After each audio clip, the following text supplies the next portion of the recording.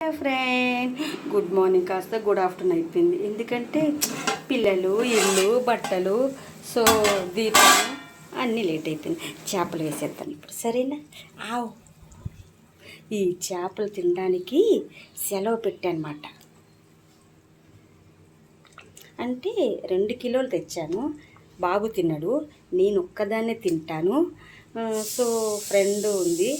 చాలామంది తమ్ముళ్ళు షూటింగ్ లేక బ్యాచిలర్స్ ఉంటారు కదా, ఎవరో ఒక తమ్ముడు వస్తాడు కదా. సో మనం అక్క దగ్గరికి వెళ్దాం, భోజనం చేద్దాం అనుకుంటారు కదా. అప్పుడు మనం పిడికిరన్నం పెట్టి తప్పేంటి ఫ్రెండ్?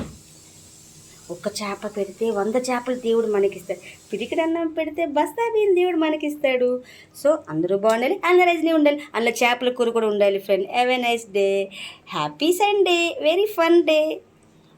అమ్మ నాన్న ఆవకాయ రచిని ఇప్పుడు ఎప్పటికీ బోరు కొడదు. ఫస్ట్